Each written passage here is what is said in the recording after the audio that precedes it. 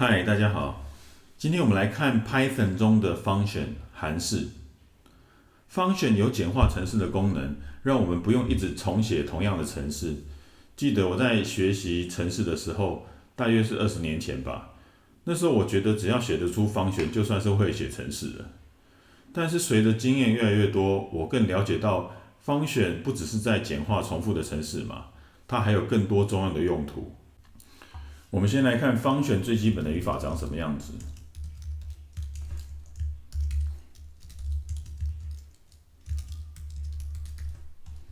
要定义一个 function， 一开始是用 def。def 其实是一个英文单字的缩写 define， 然后中文的意思是定义。define 空一格 function 的名称，然后小括弧冒号，换行之后呢缩排，这里就是函式执行的程式区间。当我呼叫这一个函式之后呢，它就会将函式执行区间的内容印出来。我要怎么呼叫这个函式？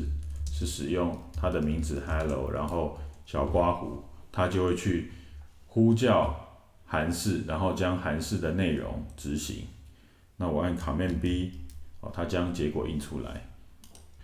在定义函式的名称，它有一些规范，它会建议我们用小写的字母，或是底线，或是数字。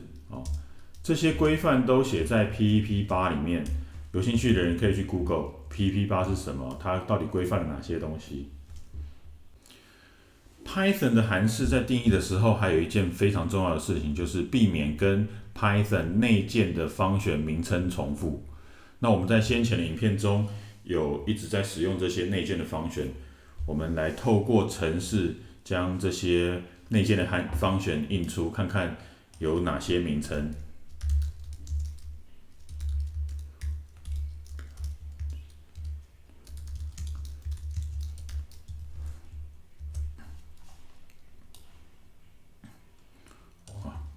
很多我们看Python 中内建有这么多的 function， 有些是我们已经用过的比如说像bool，在产生布林值，然后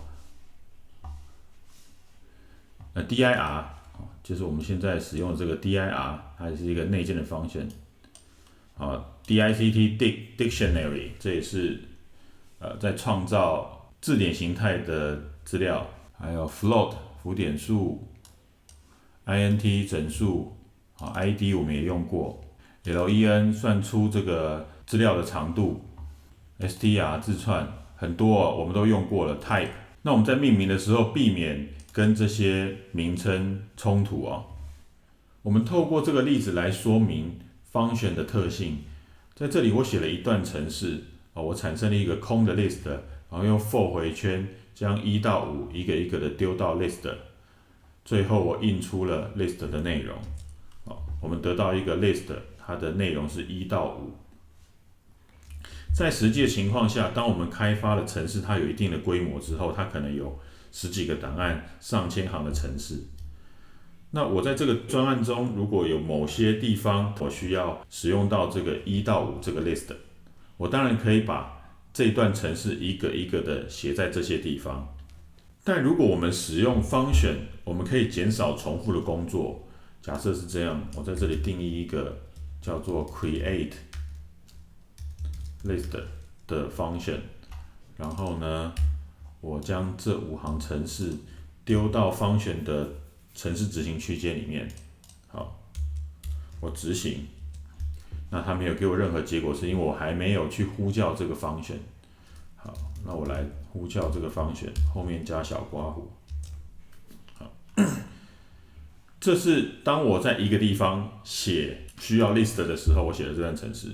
如果在4、5个地方需要用到这个程式，我只需要将这个执行的语法丢到那个地方去，贴在我需要的地方，而不用去写5行。这一段程式，这样就可以有效的减少重复的工作。或者说，我今天想要改 range 从1到6变成1到10，好，我只需要改一个地方那我假设执行了5次，我只需要改一个地方，这5个呼叫的程式它都会显示出同样的结果。我们透过这个简单的例子来介绍function的参数。以现在这样的写法，我每次呼叫 hello 这个方法，它都只会有相同的反应。那我可以透过给它不同的参数，在执行这个小刮胡里面给它一个字串。好，在定义方法的时候，我也必须要告诉方法，我会给它一个参数。那在这里印出我的参数内容，执行，我们会看到它就印出了 Dennis。那如果我在这里给它另外一个名字，好，我们看到这个方法它活起来了，因为我们给它不同的参数，它会有不同的结果。我也可以给它1个以上的参数，我们来看看怎么写。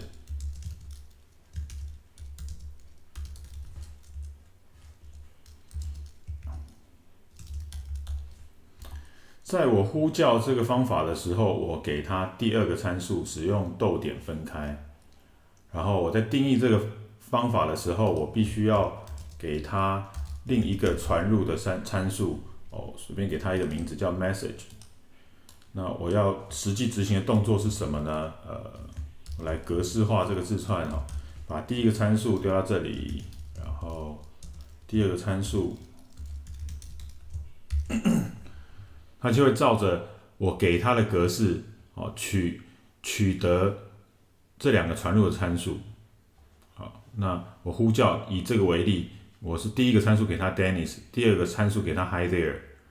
那我在呼叫它之后呢，它就会依序的，第1个给第1个，第2个给第2个，依序的将我给它的值丢进这个参数。这个参数丢进来之后，它的程式执行区间里面就会认得这个参数，我就可以使用它。我们执行，结果就是 Dennis 是说 Hi there， 然后 Carrie 说 Hello 这样子。这个例子有个状况，就是当我给它的参数是只有1个的时候，因为我定义这一个 function， 它是需要吃2个参数，而我只给它1个参数。我们看它会发生什么状况。它告诉我错误发生在这一行，然后我少给它一个必须要给的参数 message，因为我定义了2个参数，那我只有给它一个，在呼叫它的时候只有给它一个参数，它就会跳出系统错误。那如果我给它的次序相反，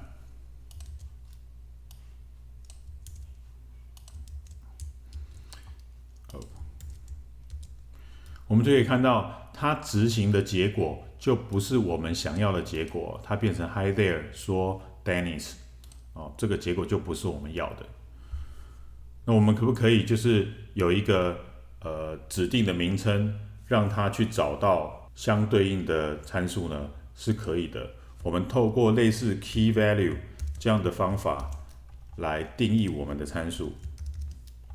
那我们在呼叫这个方法的时候，我们也给它相对应的 key， key， 这里也一样。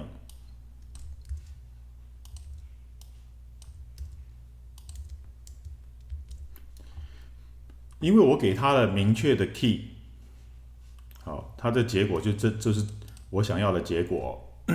那我给它的 key， 所以它会指定给这个参数特定的这个 key， 那 message 它就给它 message， 所以当这2个值传进这个执行区间的时候，它就会得到正确的结果。使用这方法的好处是，当我呼叫这一个自己定义的方法，我只需要知道它的参数的名称。